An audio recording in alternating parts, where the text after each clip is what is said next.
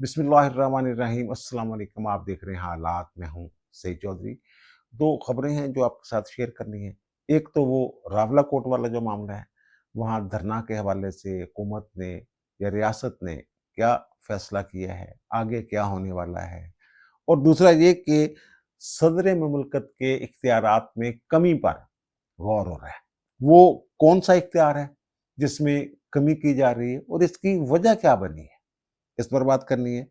और फिर बिलावल भुट्टो जरदारी साहब जो हैं, वो कश्मीर में पहले मरहले में जो इलेक्शन हारे हैं, उसके बाद बहकी-बहकी सी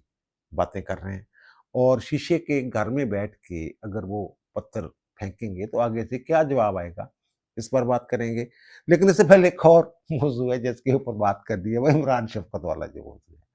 आप भी कह रहे होंगे कि जनाब ये रोज़ाना इमरान शफ़क़त वाला मौज़ू जो है, वो लेके बैठ जाता है। कमेंट्स भी मैंने देखे, उसमें भी इस तरह की बातें की गई हैं। लेकिन आज ये इस मौज़ू के ऊपर बात करना इसलिए ज़रूरी है कि कल शाम 7:30 बजे के करीब ना मुझे इस्लामाबाद से एक हुकूमती शख्सियत ने मेरे साथ राब्ता किया और इस हवाले से जो इमरान शफ़क़त वाला इश्यू है कि इमरान शफ़क़त के खिलाफ वज़ीर इत्तलाआत जो हैं, अताउल्लाह तारड़ साहब ने, उन्होंने एनसीसीआईए साइबर क्राइम मुल्तान एफआईए में दरख्वास्त क्यों दी है, तो इस पे उन्होंने अपना मौक़िफ़ जो है, उन्होंने कहा जनाब हमारा मौक़िफ़ जो है ये भी सामने रखें ना आप एक तरफ़ा बात कर रहे हैं। तो उन्होंने जो कहा है वो ये कहते हैं कि जनाब इमरान शफ़क़त ने बग़ैर किसी सबूत के इल्ज़ामात लगाए हैं और किसी मख़सूस वाक़ये का भी ज़िक्र नहीं किया उन्होंने। कि होता ये है ना कि जनाब ये फलाँ से पैसे लिए, फलाँ का काम करवाया, फलाँ की सिफ़ारिश की, ये किया, वो किया। वो कहते हैं ऐसे किसी वाक़ये का वो ज़िक्र ही नहीं कर सके इमरान शफ़क़त साहब। वो कहते हैं इससे आप अंदाज़ा लगा लें।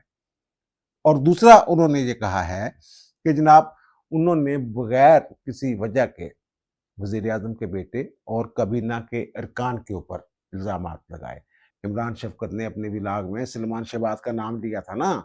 और ये कहा था जनाब इस्लामाबाद में इस तरह की बातें हो रही हैं कि जनाब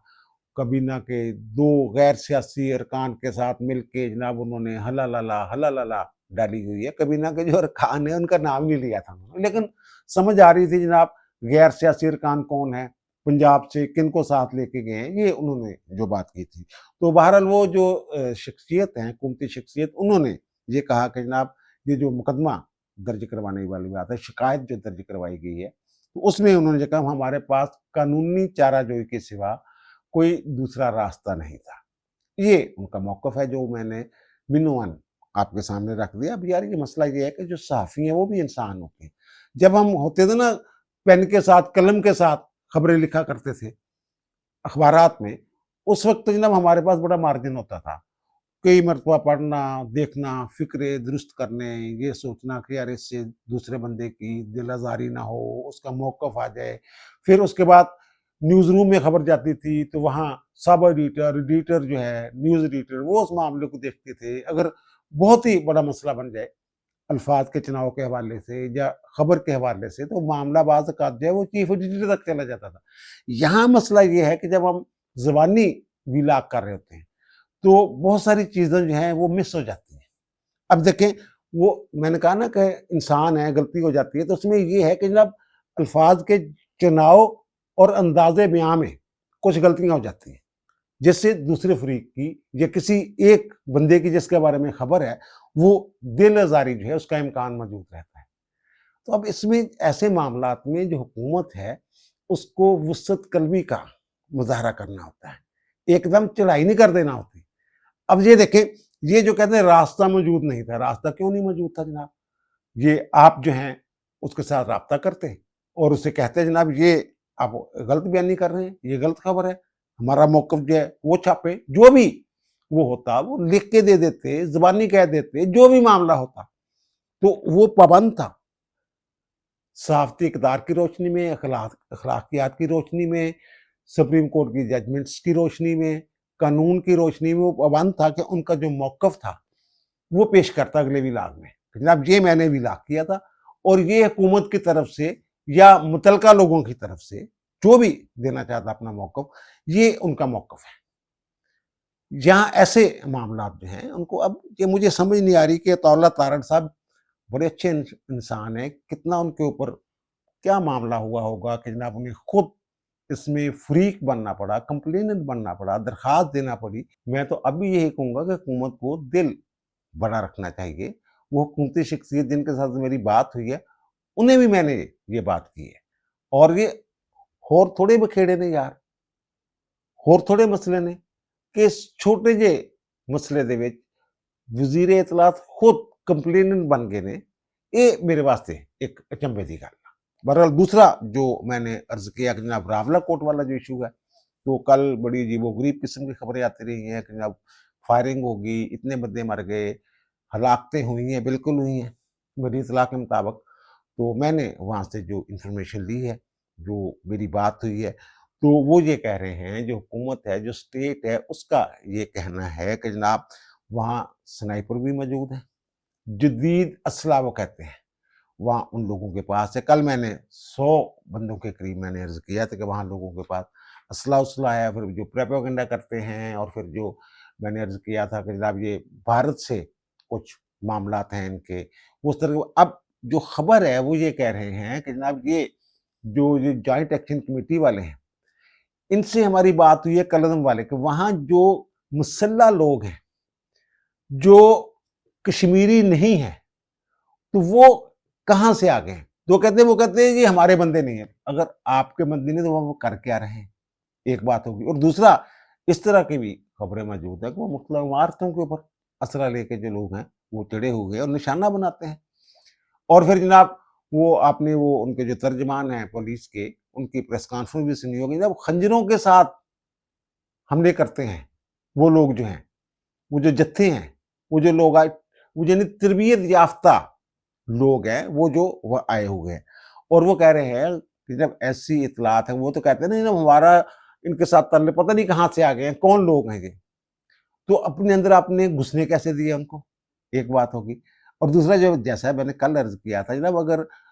जो कहते हैं जनाब वो बड़ा एक ऐसा ऑपरेशन कर रहे हैं जनाब, अंधाधुंध गोलियां, तो फिर आप धरना दे के बैठने की पोजीशन में कैसे हैं? ये तो फिर आपको उठ जाना चाहिए अगर वो इतनी गोलियां मार रहे हैं और इतनी हलाकतें हो रही हैं वहां के ऊपर। तो ये उनका ये झूठ है, प्रोपेगेंडा है। अब यही देखे ना कि वो एक कामना लियास के नाम की जनाब बड़ा कल इन्होंने प्रोपेगेंडा किया था, अब वो मंजर आम पे आ गया, जिंदा हो गया जनाब, वो कहता है मैं तो जिंदा हूँ। मैं बिल्कुल खैर खैरियत नाल है, किसी फेक न्यूज़ फैलाई है। ऐसी कोई गल नहीं है, जब तक कोई तस्दीक आपको ना करी कि नो किसी फेक न्यूज़ या इस तरह की न्यूज़ पर यकीन ना करो। अब रियासत के पास ऐसी इतलात हैं कि ये जो कलदम जॉइंट एक्शन कमेटी वाले हैं, ये तो कहते हैं पुरअमन है, पुरअमन है, तो फिर तसादम कैसे हो जाता है यार? और फिर पुलिस वाले और रेंजर्स के कुछ अहलकार जो इनको यरगमाल कैसे बना लिया आपने? अगर नहत्ते हैं आप, नहत्ते नहीं है सर जी ये लोग जो हैं। और वो अब वो कहते हैं ना नहत्ते हैं और पुरअमन हैं, फिर जो रियासत है उसके अदारों ने कुछ ऐसे मैसेजेस पकड़े हैं, कुछ इंफॉर्मेशन है उनके पास कि ये सर इन्होंने जो रेंजर्स के अहलकार हैं ना, उनके लिए जनाब इन्होंने उनकी जानों की कीमत मुकर्रर कर दी है सर। 1 करोड़ रुपया तक सर इन्होंने कीमत मुकर्रर कर दी। तो इसके बाद क्या पीछे बचता है? वो बिलावल भुट्टो जरदारी साहब तो कह रहे हैं ना जनाब कि वो एक कमीशन बनाया जाए, कमीशन तक एहतजाज खत्म कर दें। वो बात तो सुन नहीं रहे किसी की। वो तो तुले हुए हैं इस बात पे कि जनाब उनकी जो गेम है ना इंडिया की, वो गेम कर रही है यहाँ पे। मुसल्लह जद्दोजहद की बातें हो रही हैं सर। और जो मैं कह रहा हूँ रियासत ने क्या फैसला किया, रियासत ने जनाब ये फैसला किया है कि जो सूरत हाल है ना, आप ये कह रहे हैं कि रियासत की सख्ती जो है ना वो कम नहीं होगी। रियासत किसी किस्म की लचक दिखाने के लिए ना तैयार नहीं है इसमें। वो कहते हैं कि मुज़ाकरात को भूल जाएं आप, कोई मुज़ाकरात नहीं है। हाँ, एक है कि ये लोग बगैर किसी शर्त के धरना खत्म करके चले जाएं,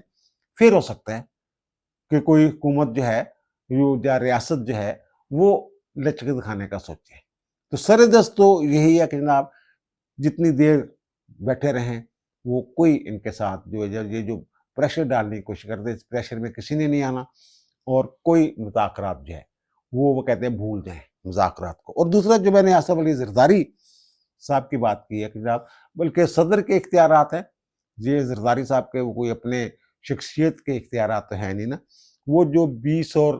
21 جولائی کو 4 ہائی کورٹس کے لیے 19 ججوں کی نامزدگیاں ہوئی تھیں جوڈیشل کمیشن نے، اور یہ جو زرداری صاحب ہیں صدر مملکت، وہ ابھی تک وہ سمری جو ہے نا وہ دبا کر بیٹھے ہوئے ہیں۔ وہ اپنے میں نے اس کے اوپر ایک تفصیلی ویلاگ بھی کیا تھا کہ پھر کچھ ججمنٹس آ جاتی ہیں، پھر ٹائم پیریڈ کا مسئلہ ہو جاتا ہے کہ اب اتنی دیر کے اندر اندر یہ ہونا چاہیے، یہ ساری چیزیں۔ اب یہ پتہ یہ چلا ہے کہ جو صدر صاحب اس سمری کو دبا کے بیٹھے ہوئے ہیں، نہ واپس بھیج رہے ہیں، نہ منظوری دے رہے ہیں، وہ ویسے تو وہ میں نے عرض کیا نا کہ 15 دن کے بعد اگر صدر جو ہیں اس کے اوپر کوئی ایکشن نہیں لیتے تو یہی تصور کیا جائے گا کہ نہ وہ منظور ہو گئی ہے۔ صدارتی اختیارات جو آئین میں دیے گئے اس حوالے سے میں یہ بات کر رہا ہوں۔ تو اب یہ پتہ یہ چلا ہے کہ جناب کہ اس معاملے کے اوپر غور ہو رہا ہے کہ جناب جو صدر مملکت کا یہ اختیار ہے نا، وہ اس کو جو کمیشن جو ہے وہ ہے ہی فار دی اپائنٹمنٹ آف ججز ہے، اس نے ہی اپائنٹمنٹس کرنی ہے، کمیشن نے، جوڈیشل کمیشن نے۔ تو یہ انتظامیہ کا یا صدر کا یہ کوئی اختیار نہیں ہے ججوں کے تقرر کے حوالے سے۔ اب صدر نے جو ایک رسمی منظوری دینی، اس میں بھی اگر وہ لیت و لال سے کام لیں گے تو یہ بھی ہو سکتا ہے جیسے کوئی ججمنٹ آ جائے کہ جناب صدر جو ہے وہ اس کے بعد جائے، اتنے دن کے اندر اندر اگر منظور نہ کرے تو اس کو تصور کر لیا جائے کہ جناب یہ صدر نے منظوری دے دی ہے۔ ججز اپائنٹمنٹ سمری کو نہ منظور کرنا یا پھر اعتراض لگا کے واپس جوڈیشل کمیشن کو بھیج دینا، اس کی تو آئین میں گنجائش ہی نہیں ہے۔ یہ 15 دن تک جو ہے جو وہ پڑی رہے گی وہاں پہ۔ تو وہاں جو میں نے عرض کیا کہ غور ہو رہا ہے کہ جناب یہ جو 15 دن کے لیے لٹکانے کا ایک اختیار ہے صدر کے پاس، تو اس کے اوپر کوئی پابندی ہونی چاہیے۔ وہ مختلف پہلو جو ہیں ان کے اوپر غور ہو رہا ہے کہ جناب یہ پابندی کیسے لگائی جا سکتی ہے، عدالتی فیصلے کے ذریعے پابندی لگائی جا سکتی ہے، کوئی پھر آئین میں ترمیم کی ضرورت اگر پڑتی ہے، وہ آئین میں ترمیم جو ابھی پیپلز پارٹی ساتھ نہیں دیں گے تو پھر وہ کیسے پابندی جو ہے وہ لگائی جا سکے گی، یہ بھی ایک دیکھنے والی بات ہے نا۔ ہاں ایک چیز جو مجھے سمجھ آ رہی ہے کہ یہ جو ججز اپائنٹمنٹ کمیشن ہے، جوڈیشل کمیشن، آئین اس کو اختیار دیتا ہے رولز بنانے کا، وہ اپنے رولز خود بنائے، ان رولز میں وہ چیز شامل کر سکتا ہے جوڈیشل کمیشن کہ جناب جیسے وہ کہتے ہیں نا کہ ایسے نام لیے جائیں گے اور ایسے ان کے اوپر غور ہوگا، کرائٹیریا کیا ہوگا، انٹرویو والی بات بھی بیچ میں ڈال دی ہوئی ہے انہوں نے کہ انٹرویو ہوں گے، جو امیدوار ہوں گے یا جن کی نامزدگیاں ہوں گی ان کی منظوری سے پہلے ان کے انٹرویو، وہ کمیٹیاں بنی تھی اس مرتبہ انٹرویو ہوئے ہیں، تو وہ وہاں یہ بھی ایک چیز شامل کی جا سکتی ہے کہ جناب یہ جو جوڈیشل کمیشن سے نامزدگیاں جو ہیں اس کی سمری جو ہے اپائنٹمنٹ کی ایوان صدر جائے گی تو وہ 3 دن کے اندر، 4 دن کے اندر، کوئی ٹائم 7 دن کے اندر وہ اس کی منظوری دینا ضروری ہوگا۔ تو یہ میں نے اپنے ایک، بلکہ میں نے جب اس میں تفصیلی ویلاگ کیا تھا ماضی کی جو میں نے مثالیں دی تھی، تو یہ اس طرح کی چیزیں جو ہے نا یہ خود ہی اپنے اختیارات کے اوپر یہ پابندیاں لگاتے ہیں۔ کوئی ایسی غلطی کرتے ہیں، کوئی انا کا مسئلہ بنا کے بیٹھ جاتے ہیں تو پھر عدالتوں سے ججمنٹس آ جاتی ہیں، قوانین میں ترامیم ہو جاتی ہیں، آئین میں ترامیم ہو جاتی ہیں۔ جوڈیشری نے جو کیا ہے کہ ایک بندے کی محبت میں کیا کیا نہیں کیا انہوں نے، 26ویں 27ویں آئینی ترمیم کی ضرورت کیوں تھی یار، منصور علی شاہ چیف جسٹس کیوں نہیں بن سکے؟ یہ اگر آپ یک طرفہ فیصلے لیں گے اور ایک ہی جو پرسنالٹی یا ایک ہی پہلو جو ہے اس کو لے کے بیٹھے رہیں گے تو پھر اسی طرح کے معاملات ہوں گے۔ دوبارہ اب صدر صاحب اگر یہ کیا ہے انہوں نے تو پھر دوسری طرف سے وہ جو میں نے عرض کیا کہ وہ بھی غور ہو رہا ہے کہ جناب اس کے جو جوڈیشل کمیشن یا جو بھی اپنے رولز میں ترمیم کر کے کوئی چیز شامل کر لے، جو بھی کرے۔ اب آتے ہیں جناب جو پہلا مرحلہ آزاد کشمیر میں وہ الیکشنز کا ہوا ہے، تو اس میں جناب جو پیپلز پارٹی کو ملی ہیں 4 نشستیں اور مسلم لیگ نون کو ملی ہیں جناب 9 نشستیں، 13 نشستوں کے اوپر وہ الیکشن تھا۔ اور اب دوسرے مرحلے میں 2 اگست کو وہ مظفر آباد میں یہ دوسرا مرحلہ جو ہے مظفر آباد ڈویژن میں یہ الیکشن جو ہے وہ ہونے والے۔ اب انہوں نے جناب بڑے دھانسو قسم کے خطاب کیے ہیں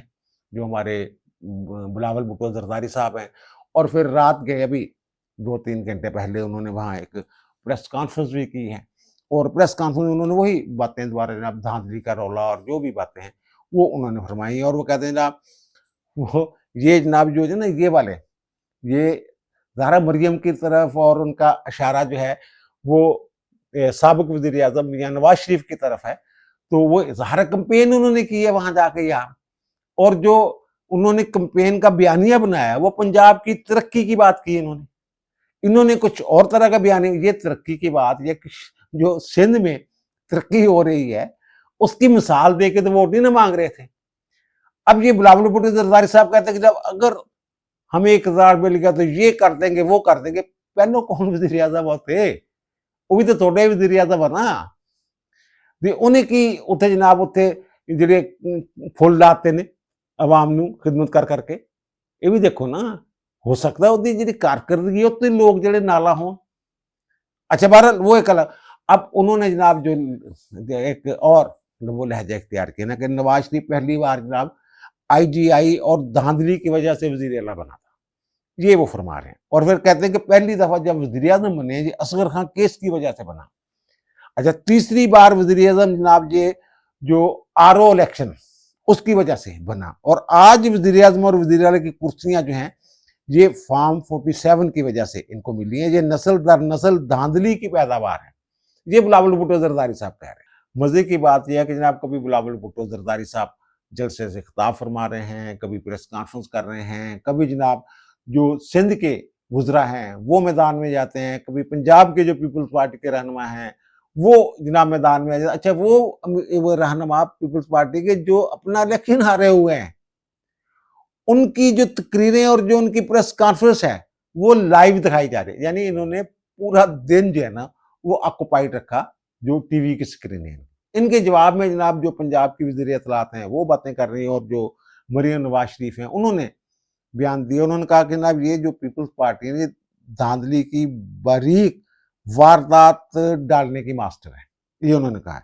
اور انہوں نے پھر جا کر خود یہ دھاندلی کا رونا رو رہے ہیں اور کہتے ہیں قیامت کتنے بجے آئے گی، یہ انہوں نے ایک تنزیہ بات کی۔ اب ان کی جو پیپلز پارٹی والے ہیں وہ یہ بھی ایک عجیب و غریب بات لے کے جناب بیٹھے ہوئے کہ جناب یہ ضیاء کی باقیات ہیں،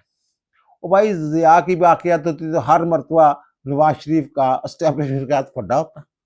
یہ بھی دیکھیں نا ذرا آپ، تو باقیات تو پھر اگر دیکھیں تو اسٹیبلشمنٹ یا آمریت کی باقیات اس میں تو ذوالفقار علی بھٹو صاحب بھی تھے، انہوں نے فاطمہ جناح، اگر یہ میں کہہ رہا ہوں نا کہ شیشے کے گھر میں بیٹھ کے پتھر ماریں گے تو دوسری طرف سے یہ باتیں ہوں گی، اگر آپ گڑے مردے کھیڑیں گے تو دوسری پارٹی جو وہ بھی گڑے مردے کھیڑے گی نا، تو بہرحال سیاست میں تحمل اور برداشت کی جو بات کی جاتی ہے اس کا مظاہرہ ہونا چاہیے، دونوں طرف سے ہونا چاہیے۔ اب یہ جو کہہ رہے ہیں جناب ضیاء کی باقیات، تو وہ کہتے ہیں جناب یہ ایوب خان کی باقیات ہے، محترمہ فاطمہ جناح کے مقابلے میں ایوب خان کی حمایت کس نے کی تھی، یہ دیکھیں۔ کل میں نے ان کے دادا جی کا بھی ذکر، حاکم زرداری کا بھی ذکر کیا تھا، جب قائد اعظم کو گالیاں اور پتہ نہیں کیا کیا وہ کہتے رہے ہیں، وہ کس کے ساتھ تھے یہ بھی دیکھیں نا، اور ذوالفقار علی بھٹو صاحب کس کے ساتھ تھے یہ دیکھیں نا، اور یہ جو اپنے ذاتی مفاد کو قومی مفاد پہ ترجیح دینے کی جو بات ہے، جب اس کے اوپر جناب جس کے ساتھ بڑی ان کی محبتیں تھیں، اور کچھ لوگ تو یہ کہتے ہیں کہ جناب ان کو ڈیڈی کہتے تھے یہ، تو وہ جناب جو ڈیڈی کے اوپر جب مصیبت آئی تو انہیں اپنا اقتدار نظر آیا تو جناب پیپلز پارٹی وجود میں آ گئی، الیکشن جیت لیا، پھر اور بھی بہت ساری باتیں ہو رہی ہیں یار، وہ کتے ڈاکر پتہ نہیں کیا چھوڑ دیں اس کو، اس طرف میں جاتے ہی نہیں، لیکن اور پھر دھاندلی کا جو ایک منظم دھاندلی کا بڑا جو الزام سامنے آیا، اور باقاعدہ ایک مہم شروع ہوئی، تحریک شروع ہوئی، وہ 69 کے، وہ کس نے الیکشن کروائے تھے؟ بھٹو صاحب نے، وہ کیا نام تھا اس کا، جان محمد عباسی جو جماعت اسلامی کے تھے لاڈ کرنا میں، خالد خضر صاحب اس وقت ڈی سی تھے، انہوں نے اغوا کر لیا تھا بندے کو، یعنی کہ ذوالفقار علی بھٹو کو بلا مقابلہ اگر وہ الیکشن لڑ بھی لیتا، یعنی یہ غیر جمہوری رویے کی میں بات کر رہا ہوں، دھاندلی کی میں بات کر رہا ہوں، اگر وہ جان محمد عباسی صاحب جو اگر الیکشن لڑ بھی لیتے نا تو انہوں نے ہارنا تھا اور ان کی ضمانت ضبط ہونا تھی، لیکن وہ خالد خضر صاحب جو ہیں بعد میں بھاگ گئے، اور جب بے نظیر بھٹو کا دور آیا تو ان کو جناب بحال کیا گیا، اور جناب उनको माजी की जितनी भी तनख्वाहें थी, जितनी देर तक वो बरतरफ रहे,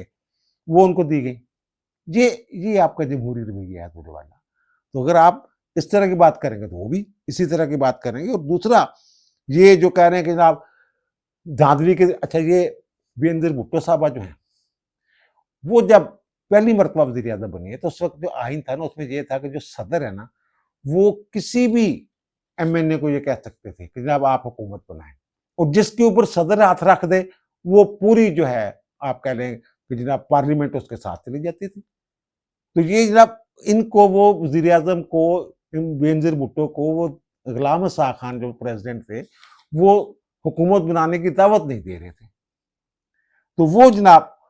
वो फिर क्या हुआ था, कोई डील हुई थी,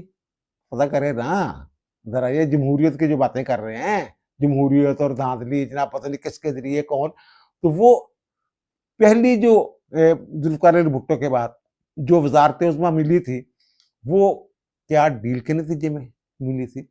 और दूसरी जो बात ये है कि जनाब ये जमहूरियत की बात, आमरीत की बात, तो ये परवेज़ मुशर्रफ के साथ एनआरओ किसने किया था, वो कानून किसके लिए आया था। ये दुबई में वो अशफाक परवेज़ कियानी डीजीआई से थे ना, तो उनके साथ मुलाकातें किसने की थी। और दूसरी ये बात जो फार्म 47 की बात करते हैं, तो जब ये ऐवान सदर जाएंगे ये प्रोपेगेंडा करने के बाद, तो क्या इनको कोई शर्मिंदगी महसूस होगी, ये भी इसने कह रहा। और भाई मेरे जो सदर मुमलिकत हैं आसिफ अली जरदारी साहब, जिनके मेरी नज़र में आसिफ अली जरदारी साहब ने जो बात करती हुई ना पाकिस्तान खप्पे वाली, उसके बाद उन्हें 7 खून माफ है। उनकी शख्सियत का मैं मुद्दा हूं, सच्ची बात है। अब वहां जो ऐवान सदर जाएंगे तो क्या कोई शर्मिंदगी महसूस करेंगे, क्योंकि ये जो फार्म 47 वाले हैं बकौल इनके, तो उनको सदर मुंतखब किसने करवाया है, उन्होंने करवाया है। तो एक तो ये भी देख लेना फिर आप, वहां पे आपके कौमी असम्बली में जो डिप्टी स्पीकर है वो किन के मुंतखब करता है, उन्हीं लोगों के मुंतखब करता है ना, उन्हीं के वोटों से वो डिप्टी स्पीकर बने हैं ना, जो फार्म 47 की पैदावार है। और फिर जो चेयरमैन सेनेट हैं यूसुफ रज़ा गिलानी साहब, वो किसकी हिमायत से, किसके वोटों से इस ओहदे पे बैठे हुए हैं। और फिर वो जो बलूचिस्तान के सीएम हैं, अगर फार्म 47 की बात है तो वो तो मौलाना तो केपी में भी फार्म 47 की बात करते हैं, और जो सिंध में भी ये बातें, बलूचिस्तान में भी बातें, तो आपके जो वज़ीर आला हैं सिंध के,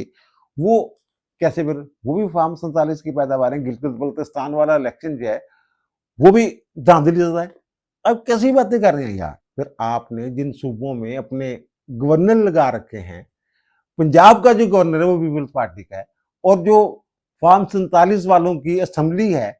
उसके किए गए फैसलों के ऊपर वो मोहर लगाते हैं, ठप्पा लगाते हैं। तो यार ये क्या बातें कर रहे हैं, ये जो है ना अपने इक़्तिदार के लिए ये मुल्क के मफाद को नुकसान पहुंचाने वाली बातें ना करें। इससे ये मैं एक मैं बात बता दूं आपको कि पंजाब में इससे जो इन्होंने रवैया इख्तियार किया ना बिलावल भुट्टो जरदारी साहब ने, इनके रवैये और बयानात की वजह से पंजाब में इनकी मकबूलियत पहले ही बहुत नीचे बॉटम में है,